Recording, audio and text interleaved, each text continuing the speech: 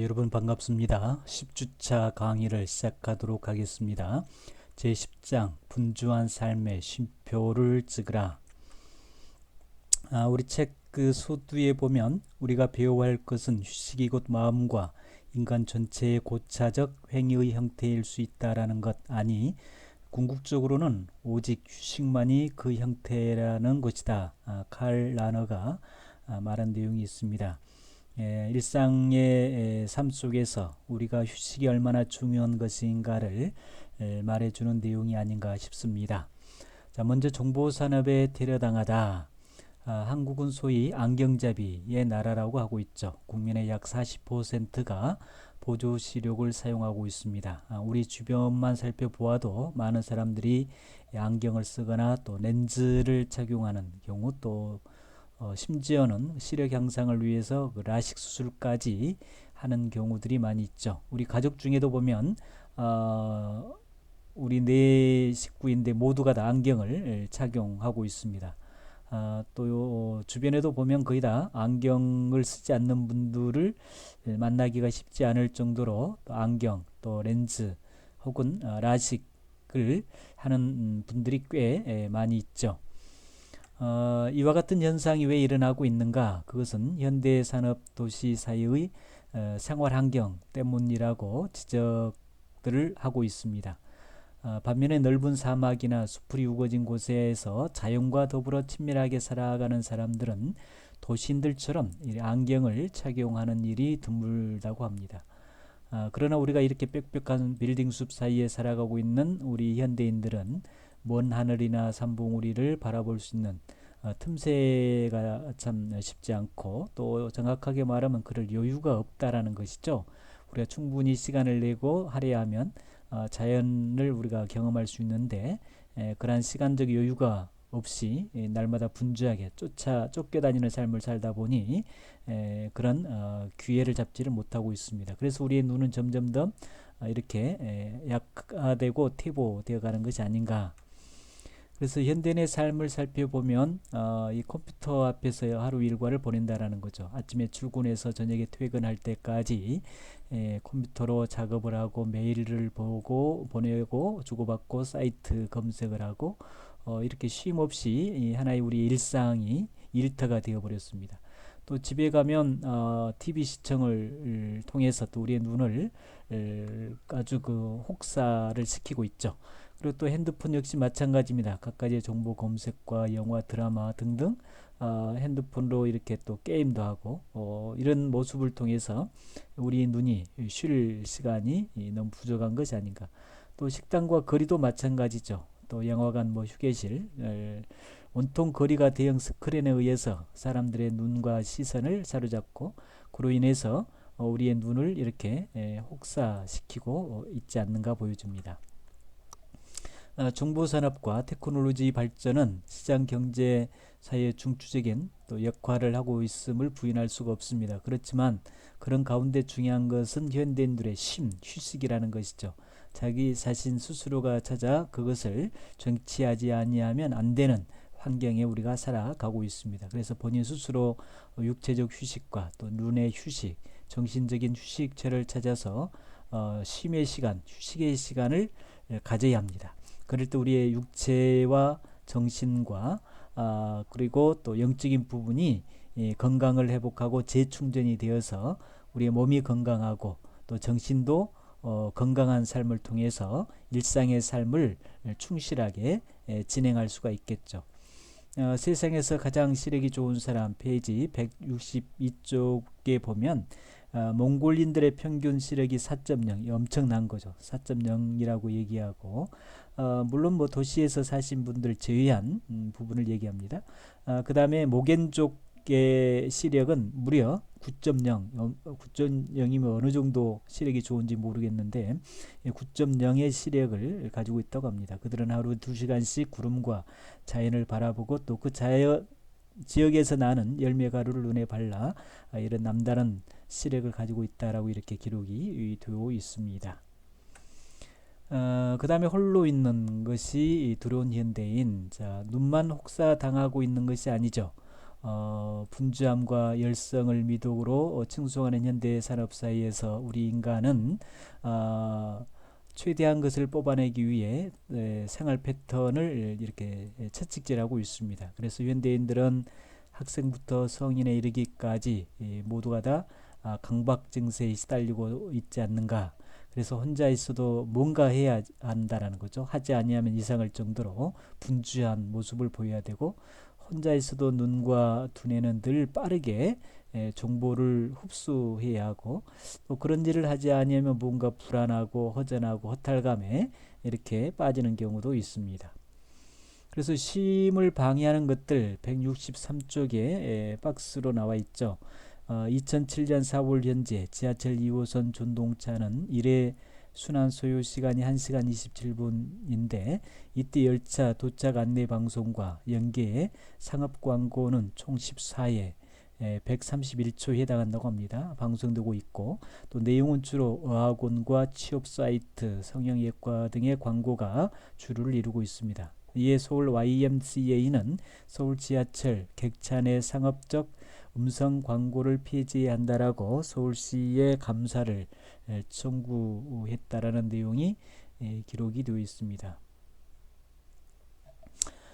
홀로 조용히 묵상하는 시간에 익숙하게 되면 삶에 큰 유익을 경험할 수가 있습니다.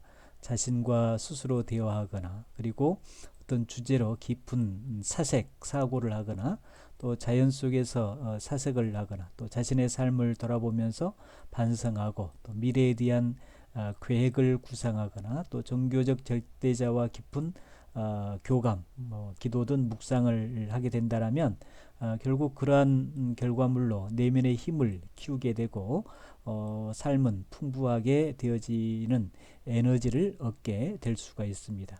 그래서 현대인들은 문명의 이익을 쫓아가는 삶이 아니라 자기 스스로가 삶의 여유를 갖고 자기 성찰을 통해서 문명을 지배하면서 주도적인 삶의 권한을 최대한 활용하면서 살아갈 때만이 창조적인 삶을 살아가지 않을까 싶습니다. 세 번째는 참으로 잘 산다라는 것은 뭔가, 돈이 많아야 잘 사는 건가, 권력이 있어야 잘 사는 건가, 잘 산다는 것은 어떤 근거를 두고 해야 할 것인가에 대한 부분입니다. 정신없이 휩쓸려 살아가다가 우리는 문득 인생을 잘 살아야 간다라는 것이 무엇인가 이렇게 자문하게 되죠. 우리는 경제적인 발전과 함께 그 안에 열심히 일하지만 필요한 재력을 얻는 것은 당연한 사회적 구조있죠. 그래서 얻어지는 물질적 재력은 우리 삶의 개선 지표로 여겨지고 있습니다. 그러나 현대 한국인들의 분주한 삶을 보면 종종 우리는 인생을 진정으로 잘 살고 있는지 아니면 그저 뒤처지지 않는 연명하고 있는지 구분하기가 어렵다라는 것이죠. 정말 내가 잘 살아가고 있는가, 아니면 정말 하루하루 연명하기 위해 이렇게 살아가고 있는가, 참 쉽지가 않습니다. 구분한다라는 것이. 그래서 눈부신 경제 발전을 이룩했다고 하지만, 그래서 또 세계 12위의 경제 대국이라고 하지만 우리의 삶은 늘 쫓기고 고달픈 삶의 모습이고, 또 이런 삶에 있어서 중요한 것은 쉼을 주는 여유 시간도 우리가 누리기 어렵다라는 것입니다. 밤에는 음주 문화가 발달하여 있고, 또 회식 문화가 발달하여 있고, 그리고 또 가족과 대화가 단절되어 있고, 또 집은 그야말로 잠자는 기숙사에 불과하고, 가족과 음식을 준비하면서 한 상에 앉아 식사하는 모습을 보기가 점점 어려워지고, 또 가족과 즐거운 여행을 하는 모습도 역시 마찬가지 있죠. 이런 현실들은 정말 매우 안타까운 모습이 아닌가 싶습니다. 잘 놀 줄 알아야 그 삶이 개선되고 행복 지수가 높아지게 됩니다. 특히 가족 간의 어떤 그 대화, 그리고 즐거운 그 모습들은 정말 중요한 부분이죠. 그래서 사회 문화가 분주하다 할지라도 각자 스스로가 여유로운 공간 확보를 좀 해야 되지 않을까. 그리고 또 다양한 취미 생활이 정말 필수적이고, 또 스스로가 삶의 기쁨을 만끽하는 정신적인 여유를 통해서 우리가 한 시대를 살아갈 때 그것이 잘 사는 삶이 아닐까라는 생각도 해보기도 합니다. 그 다음에 이제 수고의 삶과 즐거움의 삶이란 무엇인가라는 것이죠. 기독교는 전반적으로 우리 인간에게 게으르지 말고 책임감 있게 부지런히 살 것을 권면하고 있습니다. 그래서 누구든지 일하기 싫거든 먹지도 말라 이렇게 노골적으로 말씀해주고 있고, 또 잠언에 보면 게으른 자여 개미에게 가서 그가 하는 것을 보고 지혜를 얻으라. 개미는 뭐 두령도 없고 감독자도 없고 뭐 통치자도 없으되 먹을 것을 여름 동안에 예비하여 추수 때의 양식을 모으느니라.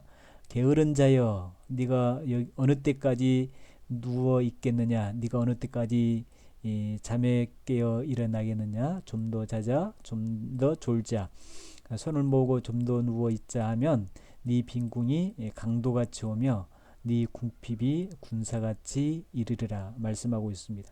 성경은 성실하고 부지런하고 그리고 열심을 다해서 땀 흘리는 삶을 말씀하고 있죠.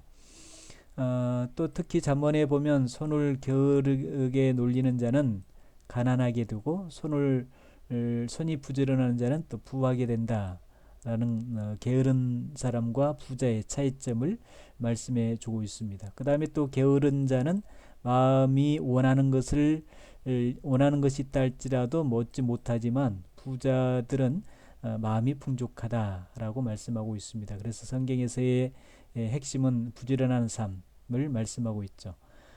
또 전도서 4장 6절에 보면 두 손에 가득하고 수고하며 바람을 잡는 것보다 한 손으로만 가득하고 평안함이 더 나으니라 이렇게 말씀하고 있는데, 여기서 이 두 손에 가득하게 붙잡고 있다라는 것은 무엇을 의미하느냐?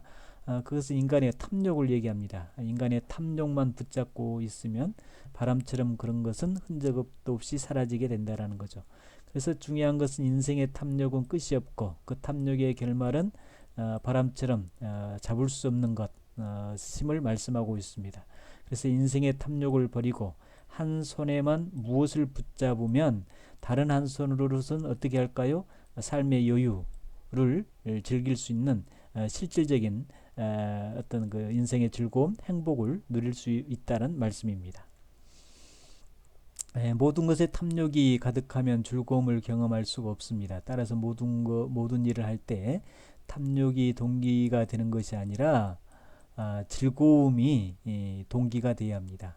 그래서 직장 생활도 단순히 먹고 살기 위해서가 아니라 즐거움을 위해서, 봉사 생활도 즐거움을 위해서, 결혼 생활도 즐거워야 되고, 자녀 양육도 즐거워야 되고, 휴가도 즐거워야 되고, 모든 것이 이렇게 수고가 아니라 인생의 어떤 즐거움, 행복, 보람을 위한 일이 되어야 한다라는 것입니다. 그래서 이 즐거움으로 하는 일은 수고롭게 하는 일보다 더 배의 이윤을 남기고 긍정적인 효과를 낳게 되고, 그래서 그곳에는 기쁨이 있고 또 어떤 수고의 보람을 느끼게 되고 당연히 발전을 가져오게 되고 뭐 행복은 당연히 뒤따라오고 또 그곳은 삶의 일에 대한 창조적인 놀라운 원동력을 낳게 되는 거죠. 중요한 것은 우리의 삶을 돌아보자라는 겁니다. 나는 과연 공부 때문에 수고하고 있는가, 아니면 즐기고 있는가? 나는 가족 때문에 수고하고 있는가, 또 즐기고 있는가? 직장 생활을 수고스럽게 하는가, 즐기면서 하는가? 교회 생활 역시 수고롭게 하는가, 또 즐기면서 하는가? 여러분들은 어떻습니까? 정말 수고를 위해서 일하는 건지, 즐기기 위해서 즐거운 마음으로 일하는 건지 살아가는지 좀 스스로의 숙고가 있어야 되지 않을까 싶네요. 그래서 모든 것을 수고로 생각하고 수고로 여긴다면 그 삶은 좀 비전이 없죠. 고통입니다. 각자의 삶의 영역에서 자신의 삶을 진정으로 개선하면서 동시에 자신의 능력을 극대화할 수 있는 것은 뭐냐? 즐기면서 일하는 것이다. 인생을 즐기면서 일하고 즐기면서 살 때에 거기에는 그야말로 말할 수 없는 엄청난 부가가치, 행복이 뒤따라오지 않을까 싶네요. 그 다음에 이제 안식의 진정한 의미. 유대교나 기독교 전통 속에서 일주일에 한 번 쉬는 것을 안식일이라고 하는데, 하나님께서 세상을 창조하실 때 6일 동안 창조하시고 마지막 7일째 되는 날은 하루를 쉬셨습니다. 그래서 그 쉬는 날을 안식이라고 얘기합니다. 그래서 그것이 바로 성경적인 기원인데, 창세기 2장 2, 3절에 보면 하나님이 그가 하시던 일을 일곱째 날에 마치시고 그가 하시던 모든 일을 그치고 일곱째 날에 안식하시니라. 하나님이 일곱째 날을 복되게 하사 거룩하게 하셨으니 이는 하나님이 그 창조하시며 만드시던 모든 일을 마치시고 그 날을 안식하셨더라, 쉬셨더라 라고 말씀하십니다. 십계명에도 마찬가지입니다. 십계명이란 10가지 계명을 얘기를 하고 있죠. 10가지 계명인데 10가지의 가르침 속에 제4계명이 안식일에 관한 계명입니다. 그래서 그 내용을 살펴보면 이제 바로 이 대목이 되겠는데요. 안식일을 기억하여 거룩하게 지켜라. 엿새 동안은 힘써 모든 일을 행할 것이나 일곱째 날 안식일이죠. 안식일에는 네 하나님 여호와의 안식일은즉 너와 네 아이들과 뭐 자녀들과 뭐 남 집안에 있는 모든 가축들까지도 뭐 집에 오는 객이라도 일을 하지 말고 쉬라. 엿새 동안에 나 여호와가 하늘과 땅과 바다와 그 가운데 모든 것을 만들고 일곱째 날에는 쉬었다. 그러니까 하나님도 6일 동안 천지창조를 하시고 일곱째 날에는 쉬셨다라는 거죠. 아무것도 하지 않았으니 그러니 너희들도 쉬라라는 겁니다. 휴식하라. 그러므로 나 여호와가 안식일을 복되게 하여 그날을 거룩하게 하였느니라. 우리가 안식일을 참 지키는 게 참 중요합니다. 안식일은 하루를 이렇게 쉰다라는 것이고 또 6년이 지나서 7년째는 또 안식년이라는 것이 있습니다. 안식년이 되면 뭐 땅도 쉬고 다 멈추는 것을 얘기하죠.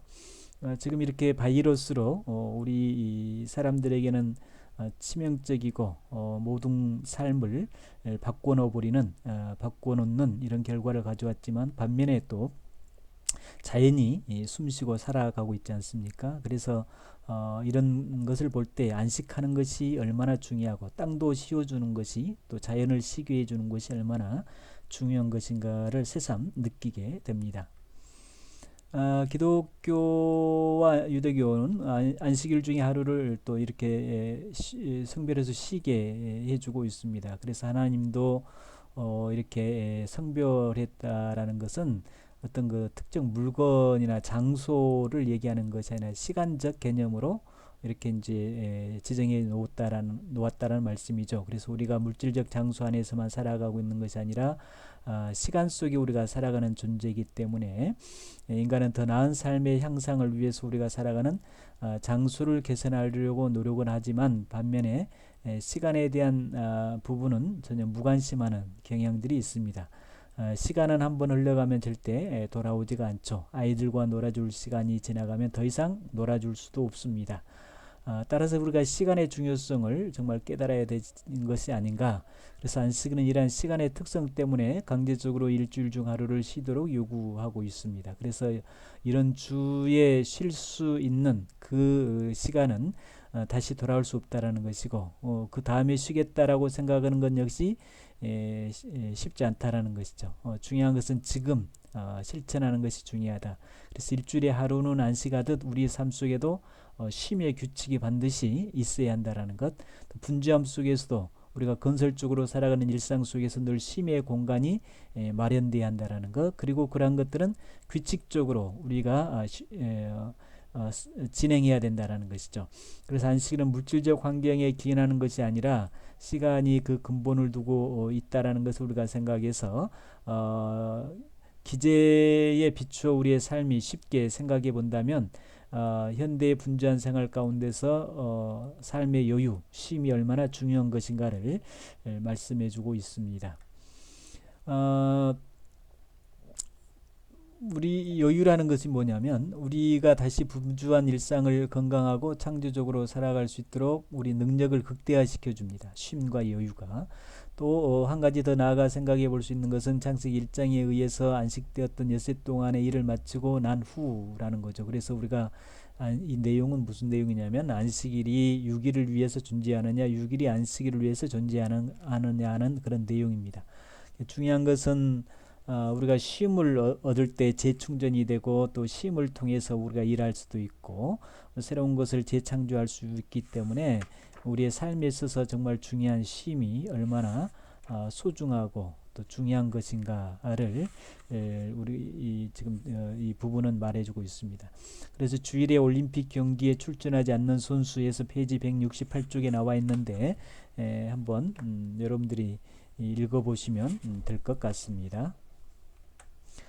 그 다음에 사랑하는 사람들과 함께하는 시간들, 쉼과 여유를 창조하는 것은 경제적 여유가 있고 배부른 자들만의 전유물처럼 여겨질 수도 있습니다. 그러나 전도서는 이런 말씀하고 있죠. 또한 어떤 사람들이든지 하나님이 재물과 부요를 그에게 주사 능히 누리게 하시며 제 몫을 받아 수고함으로써 즐거워하게 하신 것은 하나님의 선물이다 라고 말씀하십니다. 이 말씀 우리가 가난하든 부자이든 모두 여유를 누릴 수 있는 조건을 갖추고 있다라는 것이죠. 그래서 내가 돈이 없기 때문에 여유가 없다, 돈이 많기 때문에 여유가 있다라고 말할 수 있는 게 아니라 있고 없고를 떠나서 우리 스스로가 삶의 어떤 여유, 쉼을 누릴 때에 그 속에서 우리의 어떤 부가가치, 우리의 어떤 삶의 긍정적 효과가 배가 되지 않을까라는 말씀입니다.